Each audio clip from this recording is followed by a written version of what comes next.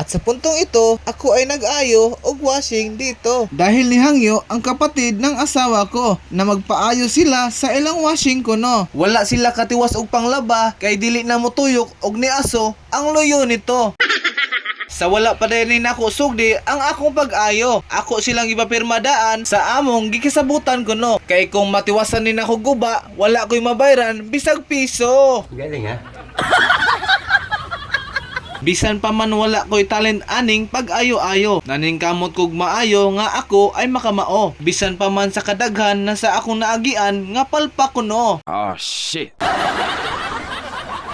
At sa puntong ito, ginamit ko na ang aking tinatagong talento.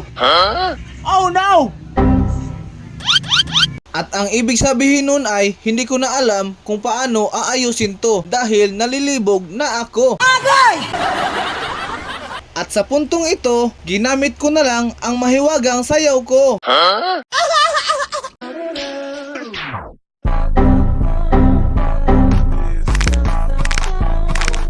Nasaan ba ang hustisya? Ba't ako lang nahihirapan? At grabing napaka-epektibo ng magic sayaw ko. Lahat ng inaayos ko kapag ginamitan ko ng magic sayaw ko, lahat maaayo. Oh ho ho ho.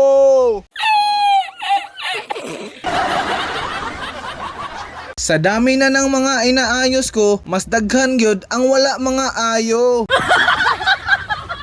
At sa puntong ito, tinipan ko na ang mga inaayos ko para matistingan ko na kung okay na ba talaga ito. Mao ni resulta sa di magtarog eskwela ko no. Nagpataka na lang kog imbento.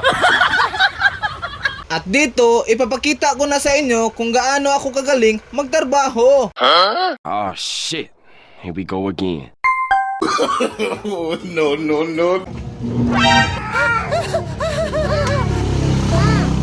Sobi.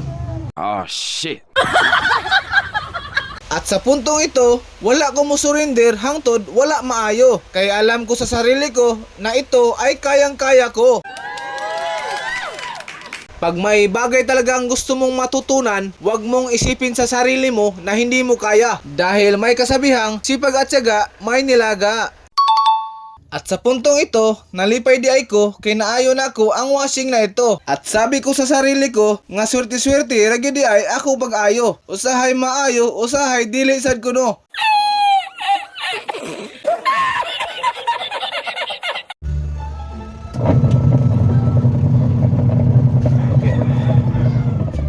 At sa puntong ito, binigyan na ako ng labor ko. At saktong-sakto dahil ibibili namin ito ng snack sa suki ko. Saging talaga ang gusto ko dahil sabi nila basta saging kay labing.